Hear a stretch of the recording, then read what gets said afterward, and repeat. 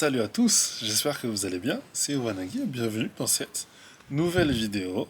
Comme vous l'avez remarqué, il n'y a pas eu de vidéo sur le week-end dernier, donc sur le dimanche 22, si je dis pas de bêtises. Là, on est le dimanche 29. Et, je suis désolé. Donc elle sort en retard d'une semaine. Elle est là, c'est celle que vous êtes en train de regarder, c'est celle que je devais publier la semaine dernière. Pas être très très longue, je vais vous montrer un petit peu de ce que je fais sur le haut du corps pour bizarre, les chiens du voisinage. Pour préparer mon dos et mes épaules et mes biceps et mes triceps à assumer un petit peu plus la natation qui est en train de se préparer, avoir une meilleure stabilité de position. En termes d'objectifs, on est en train de petit à petit rentrer dans les clous. Donc le fit, le cut, la shape, tout est en train de se mettre en place pour pouvoir être en forme le jour J. Et donc franchement, ça va être cool. Ça va être cool. Tout est en train de se mettre en place. À la fin de cette vidéo, puisque vous avez deux vidéos qui vont sortir ce week-end, vous aurez les dernières infos de ce que je devais vous partager par rapport à la mise en place, puisque là, on est déjà à J- quelques jours, c'est fini, ça y est, c'est moins d'un mois avant le jour J. Donc, voilà, il y a pas mal de petits updates que je vous avais pas fait, donc je vous le ferai dans la deuxième vidéo. Première vidéo, je vous laisse avec ma séance de sport et après je vous fais un recap de ma séance d'entraînement. On va être posé ensemble dans le pouf. Vous allez me voir plusieurs fois ici en train de discuter avec vous. C'est tout à fait normal. Parce que forcément, je suis en train de terminer le montage de la vidéo là maintenant pour vous la publier, pour vous les publier ce week-end. Hyper important, abonnez-vous à la chaîne, likez, commentez, partagez autour de vous, c'est hyper important. Abonnez-vous à la chaîne et activez la cloche. Comme je vous l'ai toujours dit, cette aventure n'est possible que grâce à vous. Et petit à petit, ça prend forme et c'est encore une fois grâce à vous, donc je vous remercie infiniment. Sur les autres réseaux sociaux aussi, Instagram, TikTok, allez follow. Beaucoup plus de contenu, comme ça vous pouvez suivre les aventures. Et toujours pareil, likez. Si vous allez vous-même vous entraîner, n'hésitez pas à me taguer dans vos stories. Moi, je vois ça avec beaucoup de motivation et ce que je peux reposter, je le reposte. En attendant, j'espère que vous allez bien et c'est parti pour la séance de...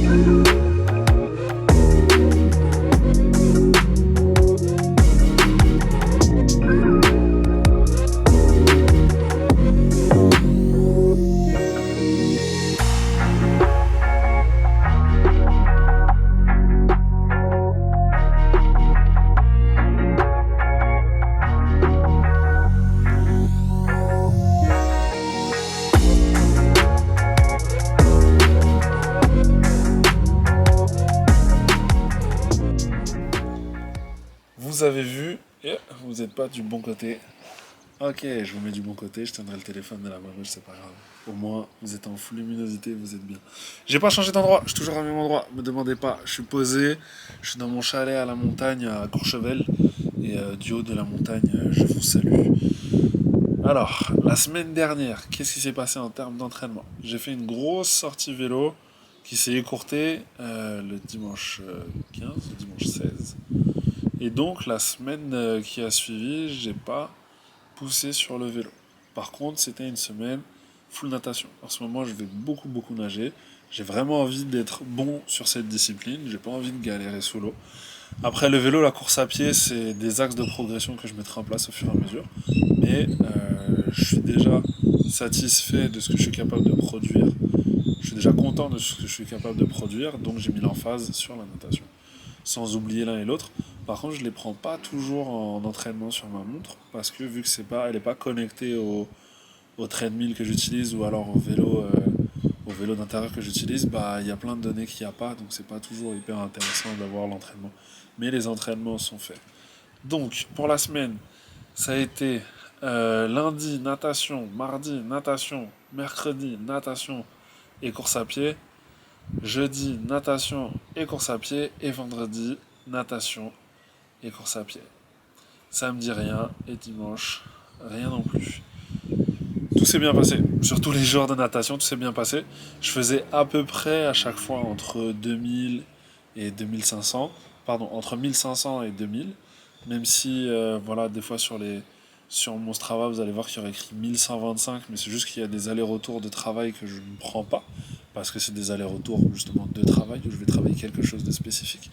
Sinon, je suis régulièrement, toutes les semaines d'entraînement, sur un niveau de quantité qui tourne entre 1500 1750 et 2500 3000.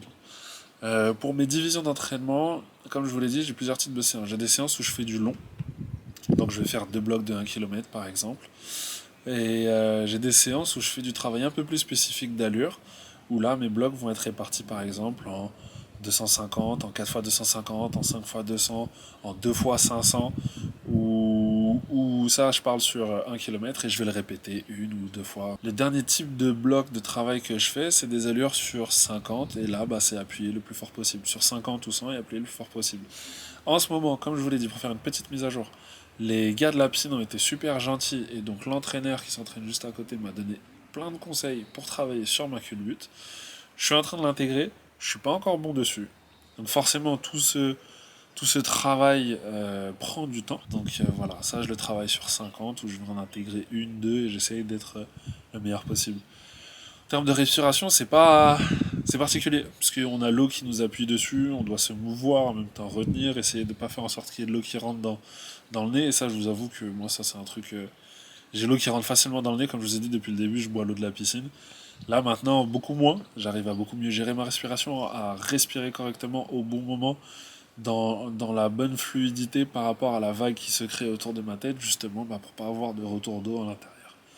Et tout ça se fait grâce à l'amélioration de mon positionnement de la tête, de mon positionnement de mon corps et de la vitesse tout simplement. Puisque en allant un peu plus vite, vous créez un petit peu plus de mouvement d'eau autour de vous. Et le fait de créer ce mouvement d'eau laisse de l'espace quand vous bougez la tête correctement pour aller respirer.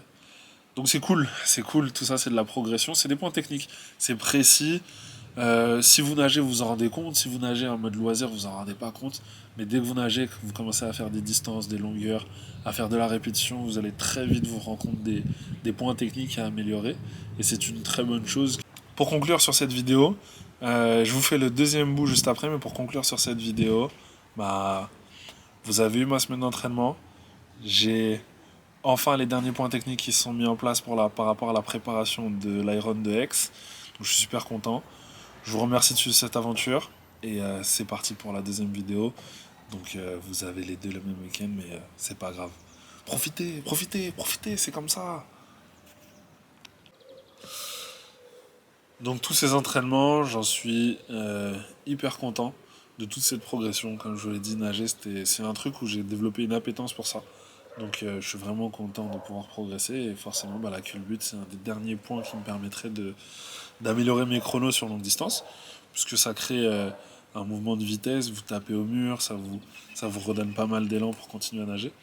Et le faire correctement, pour moi, c'est quelque chose que j'ai envie de maîtriser. C'est un mouvement comme ça que j'ai envie de maîtriser dans la nage. J'aurais pu ne pas, parce qu'en vrai, quand on nage en triathlon, on s'en fout. Mais pour le temps passé dans la piscine, pour m'entraîner, et le temps passé dans l'eau libre le jour J, bah, je pense que ça vaut la peine de savoir faire une culbute correcte, efficace et puissante pour pouvoir relancer, pour pouvoir apprécier encore plus le temps qu'on passe en piscine.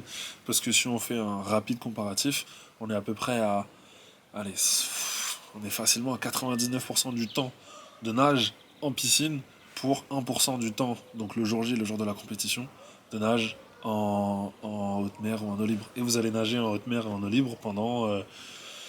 si vous faites un full, vous allez nager pendant 1 et quart. Si vous faites un half, vous allez nager pendant 30 minutes, 40 minutes. Donc sur votre quantité totale d'entraînement qui doit être cumulée à plusieurs centaines ou 200 d'heures passées à la piscine, bah, ouais, ça vaut la peine de savoir faire une bonne culbute pour pouvoir nager. Maintenant, c'est comme pour tout, si vous n'en avez pas l'intérêt, c'est pas la peine de se précipiter à vouloir le faire. Deuxième point important pour la natation, j'ai amélioré mes chronos. J'arrive à descendre, à nager mon 100 mètres en dessous des 1,50. J'arrive à le nager en 1,40, 1,45. En appuyant un petit peu, mais en restant fluide, en étant bien, en n'étant pas en galère. Forcément, le 1,45 au 100 mètres, il se fait parce que je ne culbute pas. En culbutant, forcément, j'irai beaucoup plus vite. Le temps perdu, c'est du temps de replacement, du temps pour tourner, tout ce temps-là, bah forcément, faut bien qu'il se cumule quelque part. Il se cumule à la fin sur le chrono. C'est plusieurs secondes de perdu. Donc sans ça, avec une bonne culbute, je pense qu'on pourrait gagner au 100 mètres, on pourrait gagner 2 secondes à chaque fois. Et ces 2 secondes, bah, vous les cumulez, ça fait entre 5 et 10 secondes à la fin, donc on descend à 1,30. Ensuite, pour aller chercher encore un petit peu plus du temps, je pense qu'il va falloir passer par simplement plus d'heures de travail, d'amélioration de précision technique. Parce que comme je vous l'ai dit, ceux qui nagent à côté de moi, qui sont les régionaux, les nationaux, quand je les vois nager, forcément, bah, un meilleur placement, une meilleure foulée, une meilleure fluidité, une meilleure flottaison, un geste technique effectué avec plus de précision. Et tout ça fait que forcément, bah, on est meilleur. Après, c'est pas comparable, hein, ils le font depuis qu'ils sont tout petits. Moi, j'ai démarré là depuis à peine quelques mois à nager de façon assez régulière. Donc, Rome ne s'est pas faite en un jour. Et enfin, sur le vélo et la course à pied, ben, on continue à progresser tranquille. Donc, donc voilà. J'ai un peu calé avec la sortie que j'ai fait le dimanche 16. J'ai un peu beaucoup discuté de nutrition avec la personne avec qui j'ai fait la sortie. Cette personne, je l'ai rencontrée à la piscine parce qu'il avait un bonnet Roca, donc qui est une marque qui sponsorise Ironman, que si je dis pas de bêtises. Et en discutant un peu avec lui, il m'a dit qu'il avait déjà fait le Half Iron de Aix, qu'il l'avait déjà fait plusieurs fois et que maintenant il se concentrait sur sur les foules de Nice et tous ceux qui sont autour.